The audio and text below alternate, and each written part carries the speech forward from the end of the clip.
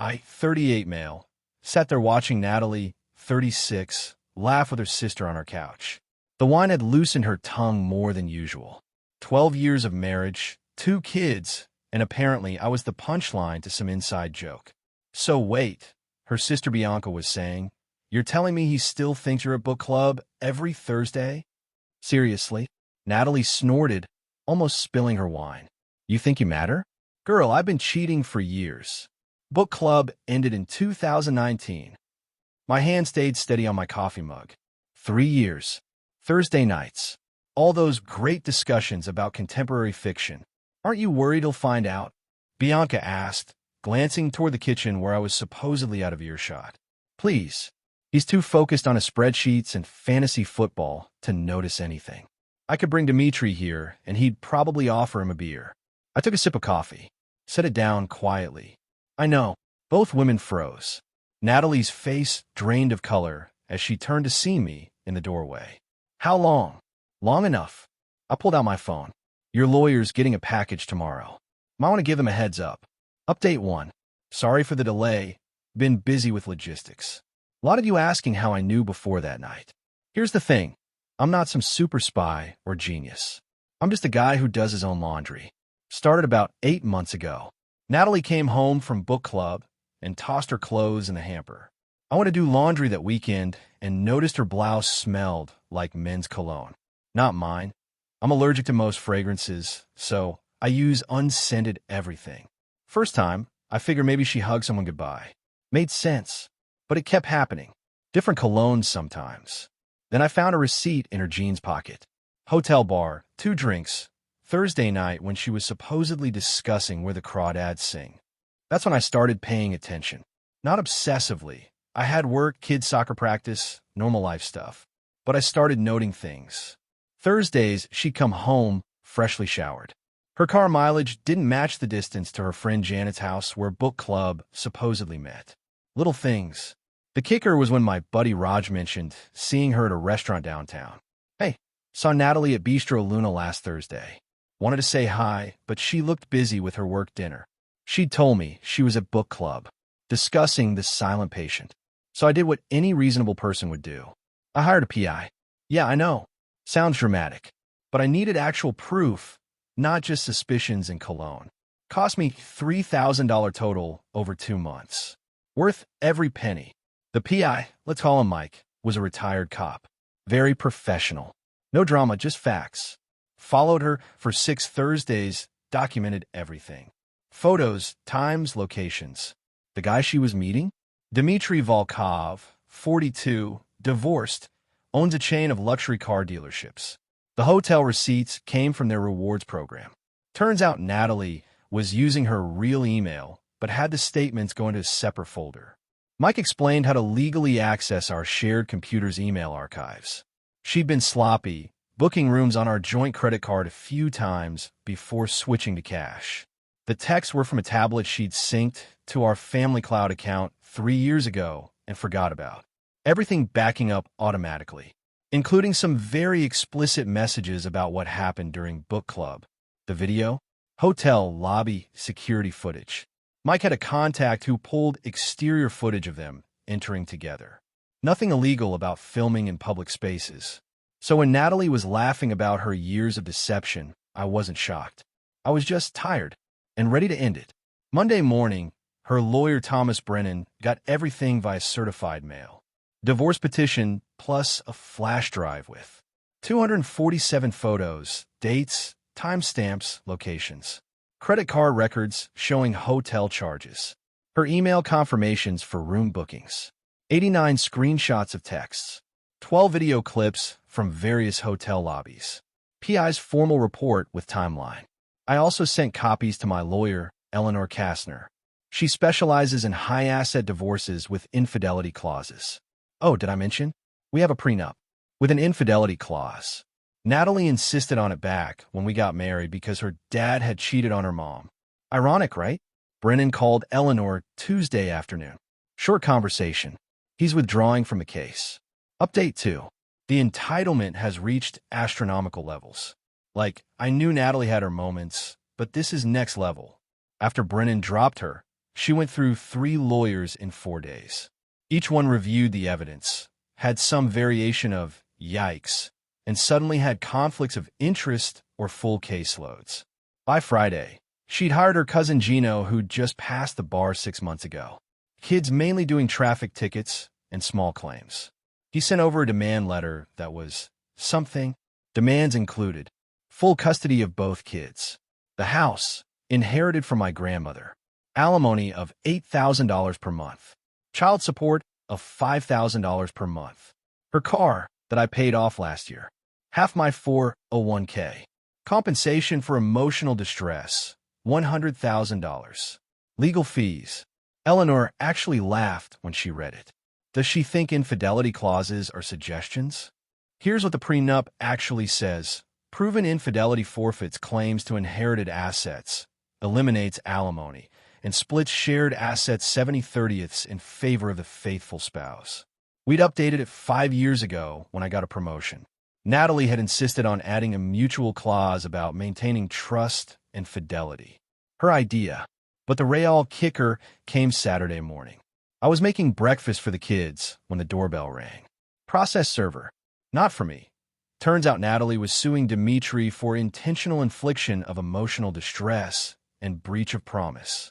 Apparently, when she told him about the divorce and the evidence, he ghosted her, blocked her number, banned her from his dealerships, told his security to escort her out if she showed up. She found out he's engaged to someone else. Has been for a year. She came by the house that afternoon. Kids were at my mom's for the weekend. I only answered because she wouldn't stop ringing the doorbell. You destroyed my life. She was crying, but that angry kind of crying. Thomas won't return my calls. Dimitri won't talk to me. My dad knows everything because you sent him copies. I didn't send your dad anything. Then how does he know? Maybe because you hired your cousin who immediately told your aunt, who told everyone at Sunday dinner? She pushed past me into the house. We need to talk. Like adults. Without lawyers. That ship sailed when you laughed about cheating for years. Oh my God, it was just sex. You're acting like I murdered someone. No, you just murdered our marriage. Repeatedly. Every Thursday for 3 years. You know what? Fine. Fine. You want to play hardball? She pulled out her phone. I'll tell everyone what you did. How you stalked me, invaded my privacy, hired some creep to follow me around. You'll look like a psycho. Okay. That's all you have to say. What do you want me to say, Nat? You cheated for 3 years. I found out. I filed for divorce. That's literally what happens.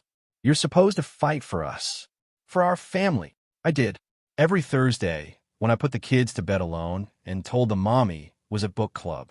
Every Friday, when I pretended not to smell another man's cologne. Every weekend, when I acted like we were fine so the kids wouldn't notice. That's when she lost it. Started throwing things. Nothing valuable, just couch pillows, magazines. Then she grabbed my work laptop. Put it down, Natalie. Or what? You'll hire another PI? Bub my car? Hack my phone? No. I'll call the police and report destruction of property worth $3,000. She threw it anyway. Right at the TV. Laptop survived. TV didn't. I called 911. Told them my soon-to-be ex was destroying property and refusing to leave. They arrived in 10 minutes. Natalie tried to play the hysterical wife card, but the laptop-shaped hole in my TV told a different story. They didn't arrest her, but they made her leave and filed a report. Eleanor was thrilled. More evidence for the divorce proceedings. Update 3. Gino fired her. Or quit. Depends who you ask. Either way, Natalie's now representing herself. This should go well. Tuesday was our first hearing. Just procedural stuff, temporary orders for custody, support, who pays what bills. Standard divorce things. Judge Hoffman, been on the bench for 20 years. Very no-nonsense. Natalie showed up in what I can only describe as wronged woman cosplay. Black dress, pearls, hair in a conservative bun. Looked like she was auditioning for a Lifetime movie. Eleanor presented our case simply. Marriage broke down due to documented infidelity. Prenup clearly outlines asset division, requesting 50-50 custody as both parents are capable. Temporary support per state guidelines only. Then Natalie stood up. Your Honor, I've been psychologically abused for years. My husband hired people to stalk me. He's invaded my privacy, hacked my accounts, and is now trying to steal my children and leave me destitute. Judge Hoffman flipped through the evidence folder. Ma'am, these appear to be photos of you entering hotels with a man who isn't your husband, on dates you claim to be at book club. Those were obtained illegally. Hotel lobby footage is public domain. Next issue, he hacked my emails from a shared family computer that you both had passwords to. He's turning my children against me. What evidence do you have of parental alienation? Well, they keep asking why mommy missed their school plays for book club. The judge actually rubbed his temples. Ma'am, do you have any actual legal arguments? That's when Natalie played what she thought was her ace. I'm pregnant. The entire courtroom went quiet. Eleanor looked at me. I shrugged, news to me. And Judge Hoffman asked, and clearly this divorce is causing stress that could harm my baby. We should delay proceedings until after I give birth, for the child's safety. When did you find out you were pregnant? 2 weeks ago, after divorce papers were filed? Yes, but, and who's the father? Dead silence. Ma'am, who is the father? I don't see how that's relevant. Eleanor stood up. Your Honor, given the documented infidelity and the timing, paternity is extremely relevant to these proceedings. Judge Hoffman nodded. Ma'am, you'll need to provide proof of pregnancy and submit to court-ordered paternity testing if you wish this to affect proceedings. This is harassment. You're all conspiring against me. Ma'am, you brought up the pregnancy. The court is simply following standard procedure. Natalie grabbed her purse. I need a recess. I feel faint. The baby. Motion denied. Sit down or be held in contempt. She sat. The hearing continued for another hour. Temporary orders granted. 50-50 custody. Child support per state calculator, $1,200 per month for me. Each party pays own legal fees. Natalie has 30 days to vacate the inherited property. Restraining order against destroying property or harassing either party. As we left, Natalie cornered me in the parking lot. You happy now? You've ruined everything. Natalie, you need to stop. I'm pregnant with his baby, and he won't even return my calls because of what you did. What I did? I filed for divorce. You chose to blow up your affair and apparently get pregnant by a man who was engaged to someone else. You don't understand. I loved him. We were going to be together. He told you he was engaged? No. He said he was single. Said he wanted to marry me someday. While you were married to me. That's different. How? Because I was going to leave you eventually anyway. There it was. The truth. I'd suspected it, but hearing it still stung. Then I did us both a favor by filing first. With that stupid prenup, my dad says it won't hold up. Prenups get thrown out all the time. Your dad's a dentist, not a lawyer. He knows things. I got in my car. As I drove away, I saw her in my rear view, standing in the parking lot, screaming at her phone, probably leaving Dimitri another voicemail. That night, the kids asked why Mom wasn't home for dinner. I told them she had some things to figure out. My son, 10, looked at me and said, "Is it because of her book club boyfriend?" Kids know more than we think. Final update. The divorce was finalized last week. Thought I'd give you all the ending you've been waiting for. First, the pregnancy. Yeah, that was a lie. Natalie admitted it during depositions when Eleanor demanded medical proof. She thought claiming pregnancy would delay things and make me come to my senses. Instead, it just pissed off Judge Hoffman. The prenup held. Fully enforced. Natalie's dad tried to help by hiring a shark lawyer from downtown. Guy took one look at the evidence, the prenup, and her pregnancy lie, then advised her to take the original offer. She refused. Final judgment. 50-50 custody, kids stay at their current school. House remains mine. Inherited property protected by prenup. Assets split 70/30ths per infidelity clause. No alimony. Standard child support, $1,200 per month. Natalie responsible for her own legal fees, $47,000 and counting. She got her car, her personal belongings, and about $85,000 from the asset split. Should have been enough to start over. Keyword, should have. See, Dimitri's fiancée didn't just dump him when she found out about the affair. She sued Natalie for alienation of affection. Turns out we live in one of the few states where that's still a thing. His fiancée had texts where Natalie acknowledged knowing about the engagement and pursuing him anyway. That lawsuit settled out of court for $60,000. There went most of Natalie's divorce settlement. Then the car dealership dynasty imploded. Dimitri's business partner, his ex-fiancée's father, pulled out. Loans got called in. Last I heard, he's down to one dealership and fighting off bankruptcy. Natalie tried to reconnect with him during his troubles. He filed a restraining order. She moved back in with her parents. Posted on social media about rising from the ashes and new beginnings. Started a blog about surviving narcissistic abuse. 3 posts before she gave up. Last month, I ran into her at Target. She was with some new guy, loudly telling him how her abusive ex had destroyed her life with lies. The guy looked uncomfortable. She saw me, grabbed his arm, and said loudly, "See? He's still stalking me." I was buying toilet paper with my kids. My daughter waved and said, "Hi, Mom. Dad, can we get ice cream?" "Sure, sweetheart." Natalie's face crumbled. The new guy excused himself to check something in the car. Never came back. She texted me later, "I hope you're happy. You've poisoned my children against me." I didn't respond. The kids had asked to stay with me in extra night that week because Mom's apartment smells weird and her new friend is creepy.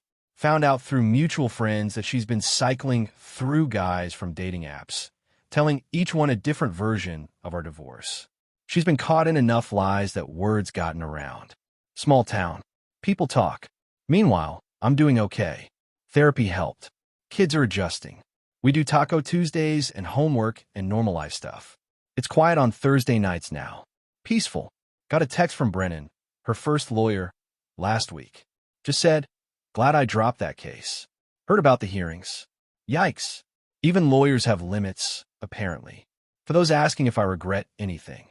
Yeah, I regret not seeing the signs sooner. Regret that my kids have to shuttle between houses. Regret wasting years on someone who could laugh about betraying me. But I don't regret how I handled it. Clean, legal, documented. No games, no revenge plots, just consequences for actions. Natalie wanted to have her cake and eat it too. Turns out the cake was a lie, the other man was a player, and the prenup she insisted on was bulletproof. Funny how that works out. The kids and I are planning a camping trip next month. Real one, not a book club excuse. My son asked if Mom would come. I said she could if she wanted. He thought about it and said, "Nah, she doesn't like camping anyway." Smart kid. Thanks for following along, Reddit. Remember, if your spouse suddenly develops a passionate interest in book clubs, maybe check what they're actually reading. And always get a prenup.